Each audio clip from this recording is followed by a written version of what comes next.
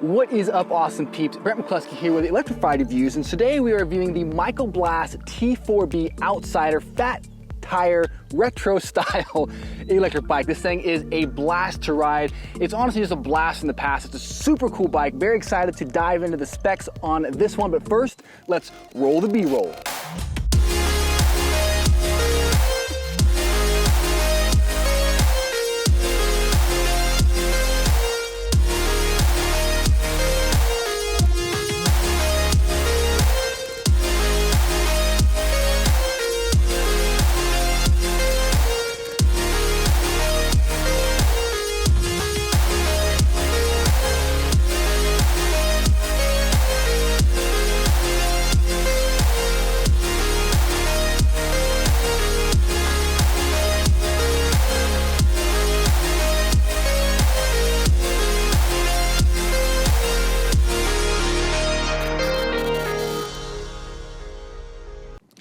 All right, awesome peeps. Again, this is the Michael Blast T4B Fat Tire Retro Style kind of cruiser electric bike. This thing is a blast from the past. It is super fun. One of the coolest bikes we've tested in a long time.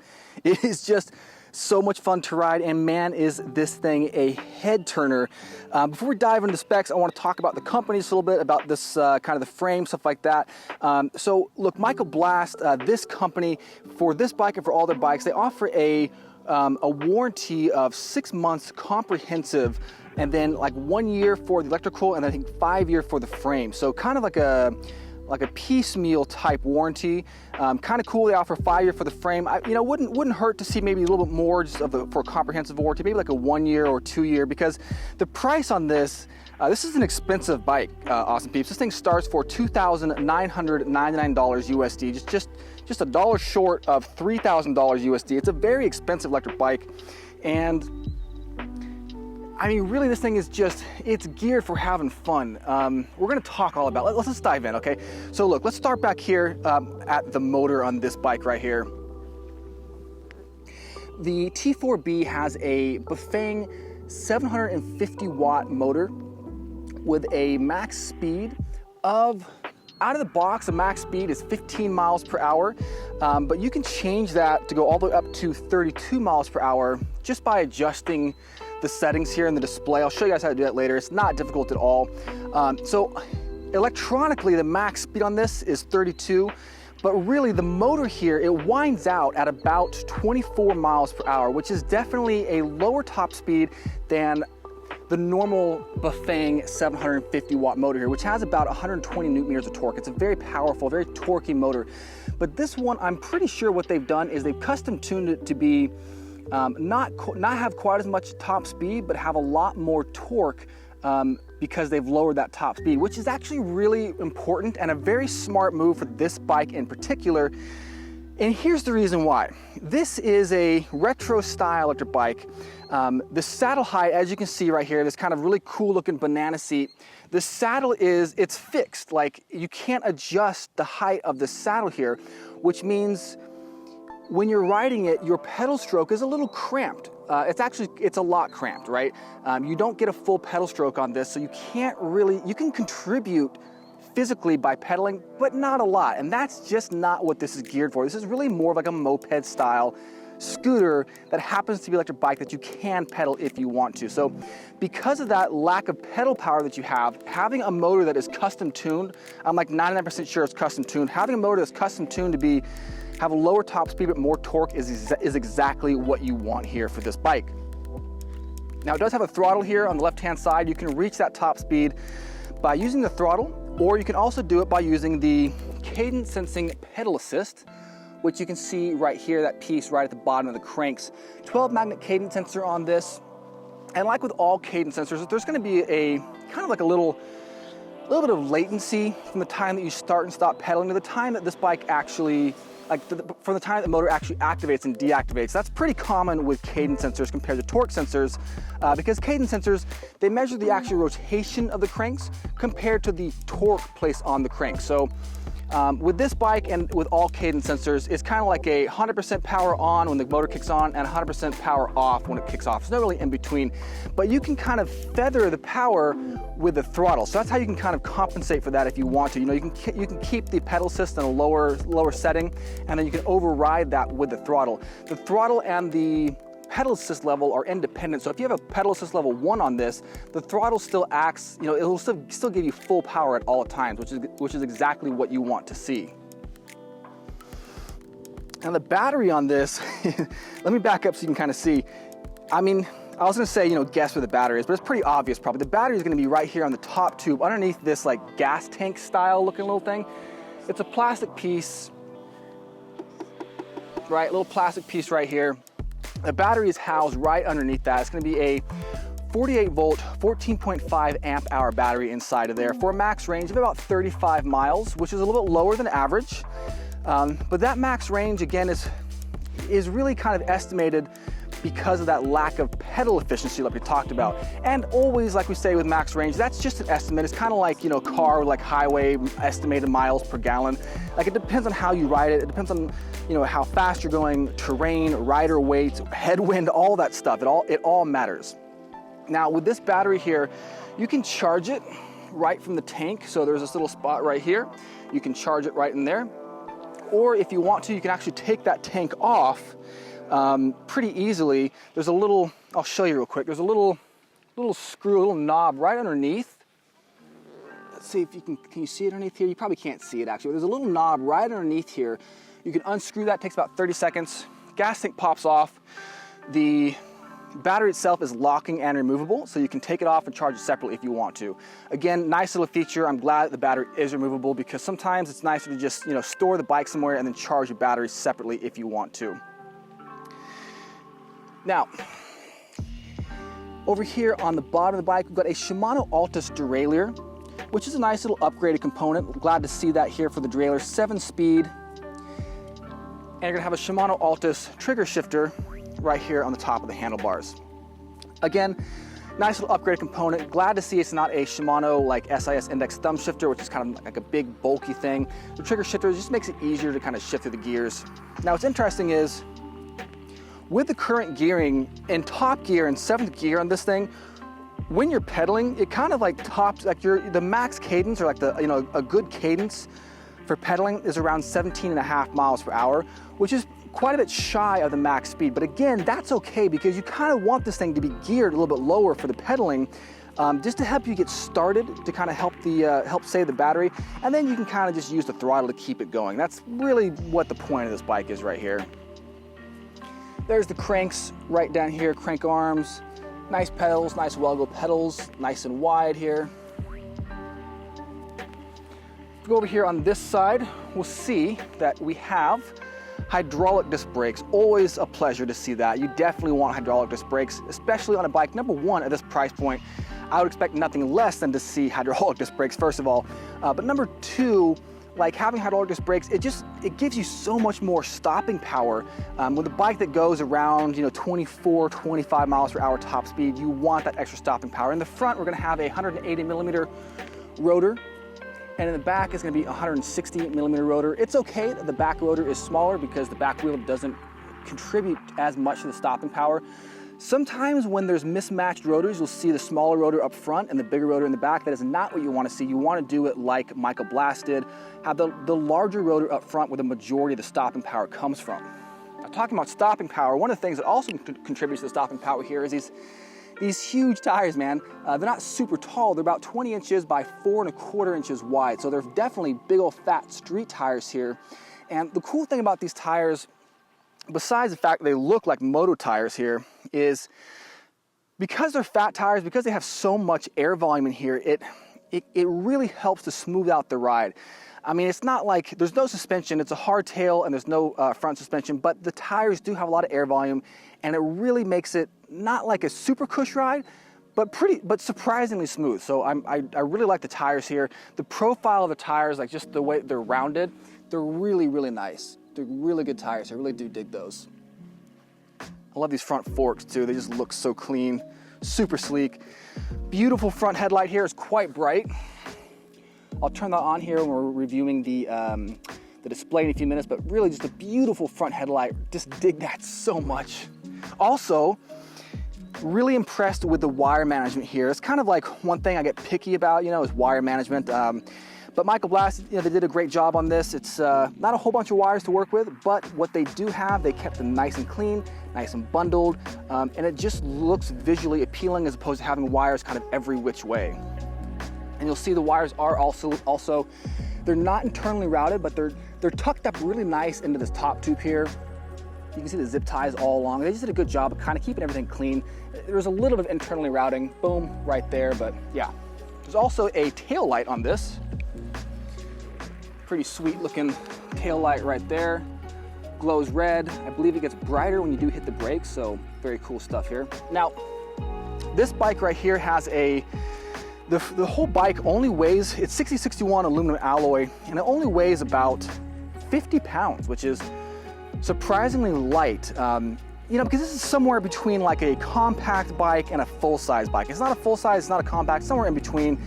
And what's cool is it rides like that. Like it's got a shorter wheelbase. You can see the wheelbase is definitely more compact. So it's like more maneuverable, but it can feel a little squirrely. And that's just what happens when you have a shorter wheelbase. But it's very nimble. And you'll see the handlebars or the lateral profile is also pretty slim. So this is a cool choice, I think, if you want to cruise through traffic, if you do want to ride like on the roads with this, if it's legal where you are, or if that's what you choose to do. It'd be easier to kind of go in and out of traffic or just maneuver around the city with this thing because it's a slimmer profile, you know what I'm saying?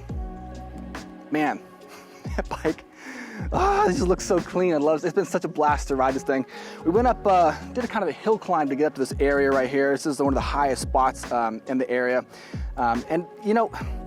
Again, just back to that motor, I mean, having that custom tuned motor, it really does help with the hill climbs. This is not like a hill climb monster by any means, but you can climb considerable hills with this without even pedaling because that motor is, number one, pretty powerful at 750 watts, about 1,000, maybe 1,200 watts peak power. And again, it is that custom tuned motor with a top speed of about 24 miles per hour. So it's pretty peppy, really quite torquey. Not something you always see here. Now, heading over to the display on this, to turn it on, there's a power button on this side. This little button right there. So we'll do a long press of this. Turn this on. Boom, you'll see the display comes to life. This is actually a display we have not seen before. I thought it was a Bafang display that pairs with a Bafang motor, and maybe it is a new Bafang display, but it's a really nice display. Very bright, it's easy to see in direct sunlight, which is kind of an issue you can sometimes have with these LCD displays. Battery indicator up here on the top left, it's like a 3 or a 4 bar, not a very precise or accurate battery indicator. I like to see the percentage indicators, but no big deal. Current speed, what pedal assist level you're in, tripometer, and then if you hit the power button, you'll see it'll switch to total distance traveled and then back to tripometer. So not a lot of information on this, but you don't really need it.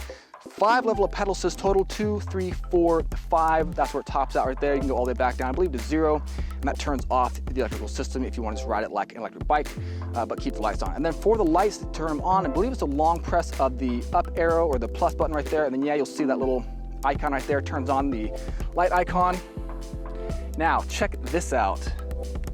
Man, it's really hard to judge how bright this is in the direct sunlight and especially on camera, but to the naked eye, you can tell this thing is quite bright and would do a pretty good job of not just increasing visibility, like making it easier for cars, pedestrians, other people to see you, but also it's bright enough to actually illuminate your path if you want to ride in low light or no light conditions, which is a huge bonus in my opinion, and something where a lot of electric bikes, they kind of fall short. They put just like a not a very bright headlight on there.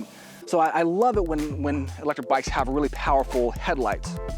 And then in the back here, we got the tail light, like I said, glows red, just a beautiful, love that little grill on there. It just looks so clean, man. I love this so much.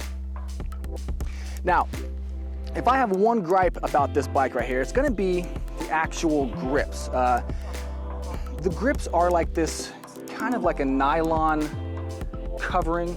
It would be cool, for a price of $3 grand, I think, to have, for me, like I want bigger grips because if I want to back my hand up a little bit, you know, away from the brake lever, away from the throttle, away from the trigger shifters, it's kind of hard for me to do that because my hands are always kind of jamming into this. So not a huge deal. For a couple bucks, you could buy some aftermarket, you know, actual like grips, throw them on, customize it yourself. But that honestly might be just a personal preference thing. Like if you guys want to chime in the comments, I'd love to hear your opinions on that.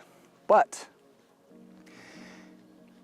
other than that, they do have some pretty sweet color options on this. Like for me, I love this like black overall with like, you know, what is that, red, kind of like a yellow gold and like white accents. It looks very, very clean, kind of like a cafe racer is what it looks like to me.